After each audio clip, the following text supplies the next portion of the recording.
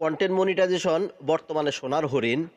আপনি যদি content monetization না পেয়ে থাকেন, এটা আসলে আপনার দুর্ভাগ্য নয়, বরং আপনার কিছু ভুলের কারণে আপনি কন্টেন্ট মনিটাইজেশন পাচ্ছেন না। আমি আপনাদেরকে ৩ টা সেটিংস দেখাবো। এই ৩ টা সেটিংস যদি আপনার ঠিক থাকে, আপনি 100% কন্টেন্ট মনিটাইজেশন পাবেন। কি সেটিংস? চলুন আমি আপনাদেরকে দেখাচ্ছি। আপনারা যে কাজটা করবেন, আপনার প্রোফাইল বা ফেজ যেটাই হোক, আপনি চলে যাবেন আপনার প্রোফাইলে।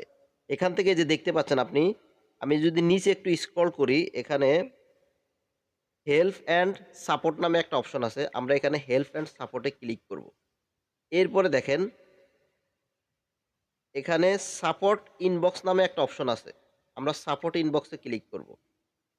করার পরে দেখেন এখানে উপরে যদি দেখাই আমি reports and reports about others এবং ইউর অ্যালার্টস নামে একটা অপশন আছে এবং নিচে যদি আদার্স নামে আরও কতগুলো অপশন দেখাচ্ছে, এগুলো আসলে কোনো ফ্যাক্ট না। আপনি যে কাজটা করবেন, আপনি এখানে ইউর অ্যালার্ট নামে একটা অপশন আছে, আপনি এখানে ক্লিক করবেন। করার পরে দেখেন এখানে আমার আছে নো ভায়োলেশন।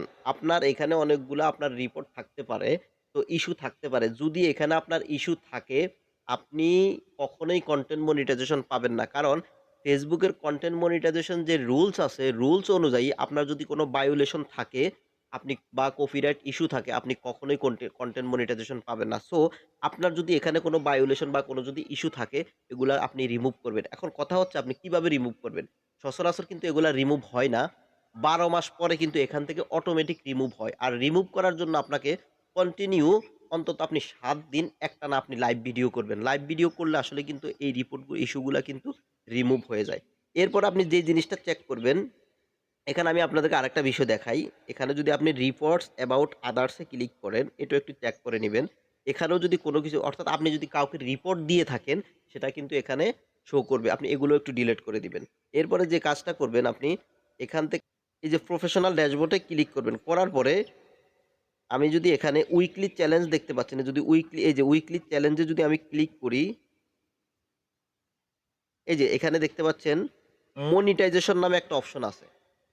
এরপর হচ্ছে রিকমেন্ডেশন নামে একটা অপশন আছে। আপনার যদি এই মনিটাইজেশনটা যদি অ্যাক্টিভ থাকে, এখানে দেখতে পাচ্ছেন your page is active and earning. এইটা যদি এইরকম অবস্থায় থাকে, আপনি অবশ্যই কন্টেন্ট মনিটাইজেশন পাবেন।